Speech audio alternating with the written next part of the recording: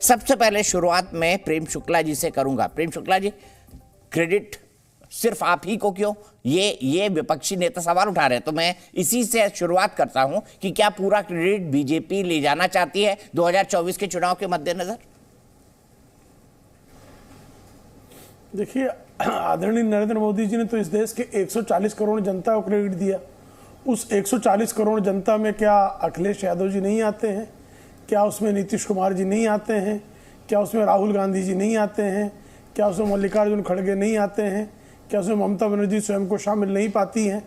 जब हम 140 करोड़ भारतवासी कहते हैं तो सारे लोग उसमें समाहित होते हैं। उसमें से लोग अलग अलग अपने आप को क्यों करने पर आमादा हैं? यही सबसे बड़ा प्रश्न है। जब भारत की उपलब्धि होगी, तो जब भारत की टीम जो है क्रिकेट टीम मैदान पे जीतती है, तो भारत जीता है कि वो 11 लोग जीतते हैं या बीसीसीआई जीतता है? ऐसा तो नहीं है ना, भारत जीतता है। जब हमारी भारत की हॉकी टीम, महिला टीम जाती है और जो है विश्व चैंपियन बनकर आती है, तो क्या सिर्फ 11 महिलाएं जीतती हैं? वो समग्र भारत जीतता है, सारे भारत को गौरव का एहसास होता है। तो इसी तरह से हमारे वैज्ञानिकों ने जो ये उपलब्धि हासिल की है, ये समग्र भारत की उपलब्धि है।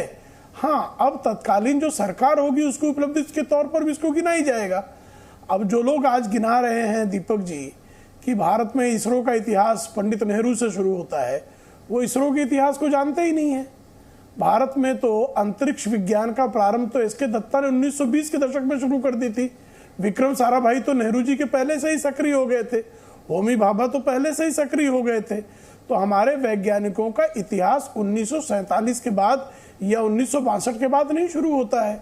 हमारे वैज्ञानिकों का जो इतिहास है वो पहले से शुरू होता है। और अंतरिक्ष विज्ञान के क्षेत्र में भारत ने 1920 के दशक में शुरुआत कर दी थी। अब अगर आप ये कहते हैं कि नहीं, स्पेसिफिकली आप इंडियन स्पेस ने क्या किया, सैटेलाइट लॉन्चिंग, तो पहली तो हमने 1975 में किया। तब तो नेहरू जी को दिवंगत हुए 11 साल बीत गए, तब तो आप इंदिरा जी को श्रेय दीजिए।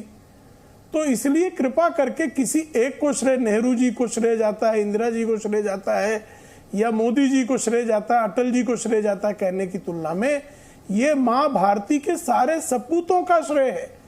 इसको हम जो है सामूहिक रूप से इस श्रेय को जो है गौरवगान करने में हमको क्या संकोच है? अब इस चंद्रयान का नाम अगर आदरणीय अटल जी ने 15 अगस्त 2003 को लाल किले की प्राचीर से रखा, तो ये कहने में किसी को संकोच नहीं होना चाहिए कि अटल जी तुम्हारे, नेहरू जी हमारे, नेहरू जी तुम्हारे, अटल जी हमारे।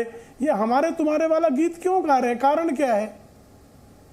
ठीक है, मैं सीधे अनुराग भदौरिया जी के पास चलता हूं। अनुराग भदौरिया जी, भारत की सफलता पे आपने शुरुआत लाइन लिखी चांद मुबारक, क्योंकि मुसलमान वोटों को कुछ करना चाहते हैं। अनुराग भदौरिया जी, ये कारण था?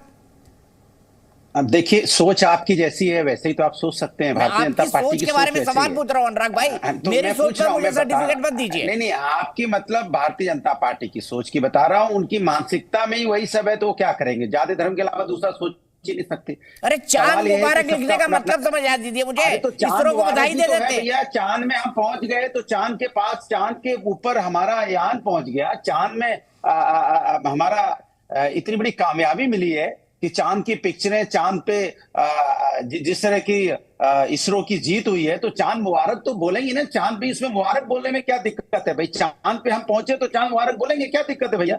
अगर आप हमसे मिलने आएंगे तो आपको भी हम बोलेंगे दीपक जी मुबारक, आप आए तो मुबारक शब्द को आप हमेशा उससे थोड़ी जोड़ सकते हो कि मुबारक के मुस्लिम है, ये हिंदू है, सिख है, ईसाई है। भाई कोई बात होगी तो हम बोलेंगे ना, उसमें क्या दिक्कत? हम किसी भाषा का इस्तेमाल कर लेंगे। हमारे देश में तो यहाँ पे विभिन्न भाषाओं का देश है, किसी भाषा में बोलेंगे। अरे तो चंदा मामा तक पहुंच गए, ये लिख देते सर। नहीं, सुनिए, भारत के लिए तो चंदा मामा है, धरती हमारी माँ है।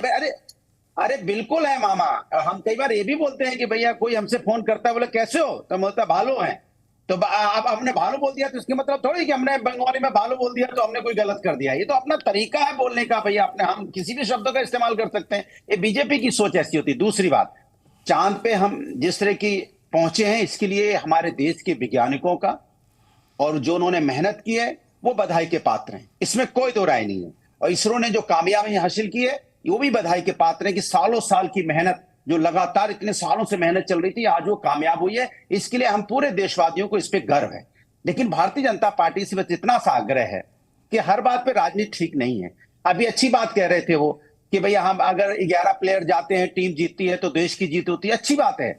बट ये भी ध्यान रखना होता है कि 11 प्लेयरों के साथ कुछ अन्याय होता है तो आपकी भी जिम्मेदारी बनती है कि जब वो कहीं धरने आने पे बैठे और उनके साथ कोई अन्याय हो तो उनकी भी मदद करनी चाहिए, उनकी भी मदद करनी होती है, क्योंकि वो भी हिंदुस्तानी है, हम सब हिंदुस्तानी है।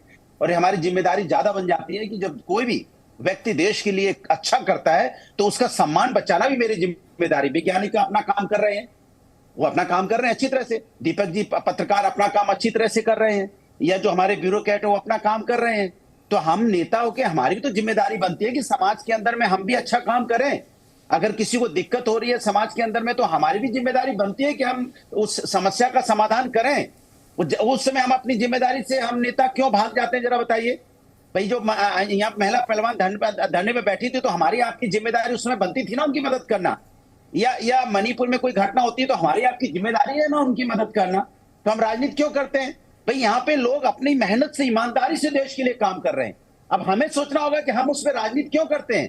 हम मेहनत और ईमानदारी से अपने देश की सेवा क्यों नहीं कर पा रहे? चंद्रयान पर आप राजनीति कर रही है सरकार, बताइए। चंद्रयान पर बीजेपी राजनीति कर रही है? नहीं, भारतीय जनता पार्टी राजनीति के अलावा दूसरी चीज सोचती नहीं है। मैं कहता हूं ये चर्चा का विषय ही नहीं बनना चाहिए था।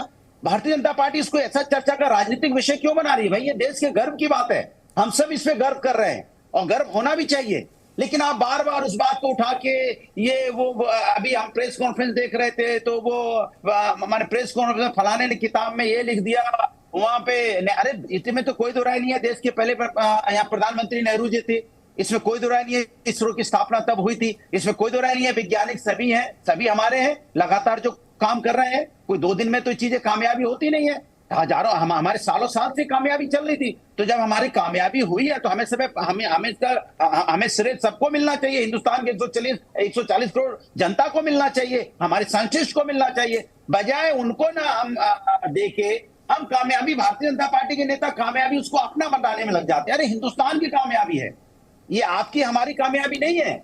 हमारी तो सरकार आती है चली जाती है, आज आपकी है कल आपकी नहीं रहेगी। पहले यूपीए की थी अब नहीं है, उसके पहले कांग्रेस की थी नहीं है, जनता दल भी है। सरकारें आएंगी जाएंगी, लेकिन जो काम वैज्ञानिक कर रहे हैं, जो लोग काम कर रहे हैं, लगातार काम करते रहते हैं। इसलिए हमें उनको बधाई देना चाहिए और कहना चाहिए काम हमारे वैज्ञानिकों का है, और जो वैज्ञानिक काम कर रहे हैं वो बधाई के पात्र हैं। आपको इसी पे अटक रहना चाहिए। अगर कोई दूसरा राजनीति भी करता है तो आपको बोलना चाहिए इसमें हम कोई राजनीति करें, हम कोई राजनीति नहीं करेंगे। अब जो वैज्ञानिकों किया है देश के लिए प्राउड की बात है, इसी बात खत्म हो जाती है। आप बात पकड़ते हो क्योंकि सत्ता तो आपकी है ना, आप बात पकड़ते हो तो उसने क्या बोल दिया, अरे उन्होंने ये बोल दिया, उन्होंने नेहरू जी का नाम ले लिया, उन्होंने फलाने का नाम ले लिया। अरे लेने दीजिए नाम, अगर ले रहे हैं लेने दीजिए ना। आप बड़ा दिल दिखाइए, बड़े दिल से बोलिए ठीक है नेहरू जी के समय हुआ था, अच्छी बात हुआ था, नेहरू जी के समय इसरो की स्थापना हुई, वैज्ञानिकों ने काम किया, आज हम कामयाब हुए, सभी को बधाई। इतना बोलने में क्या दिक्कत है? फिर आप इसमें चिढ़ क्यों जाते हैं भाई?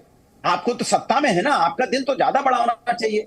आपको कहना चाहिए ठीक कोई बात नहीं, आज हमारी सरकार है, कल किसी और की आएगी। भाई ये तो निरंतर चलता रहेगा ना, चीजें तो निरंतर चलती हैं। आज हम प्लान बनाते हैं तो 40 साल बाद 50 साल बाद कोई प्लान एग्जीक्यूट हो पाता है, तो अच्छी बात है ना, उसमें बुराई क्या है? तो उसको आप क्यों नहीं बड़े दिल से उसको एक्सेप्ट करते, बड़े दिल से क्यों नहीं मानते? अगर किसी ने कह भी दिया तो आप कहिए ठीक है नेहरू जी ने बनाया था, इसमें कोई दो राय नहीं, इसरो की स्थापना नेहरू जी ने की थी। इतना बोलने में क्या दिक्कत बताइए? शुक्ला जी इतना बोल दीजिए कि भाई उस समय हुआ था, तो उसमें परेशानी क्या है? आप बड़ा दिल दिखाइए। तो आपको लगता है कि अगर हम ऐसा बोल देंगे तो हम कैसे उसमें श्रेय ले लें? हम बताएंगे नहीं हमारी सरकार में हुआ, 9 साल के अंदर में हमने कर दिया, आप ये प्रूफ करने में लगे हैं, वो दूसरे प्रूफ करने में लगे हैं कि हमने नहीं हमने। अरे किसी को प्रूफ करने की जरूरत नहीं है दीपक जी, ये देश की कामयाबी है। सालों साल से 30-40 साल से 50 साल से जो चल रहा है, 60 साल से, ये उसकी कामयाबी है। हमें सब वो 1920 में चले गए। शुक्ला जी अच्छी बात है 1920 भी बोलिए आप, लेकिन बोलिए कि हमारे देश के सभी लोगों ने मिलकर किया है। नेहरू जी के ने अगर बना दिया तो आपको बोलने में दिक्कत नहीं होनी चाहिए। हमें बोलने में कोई दिक्कत नहीं है कि भाई आज सरकार किसकी है, भारतीय जनता पार्टी की है।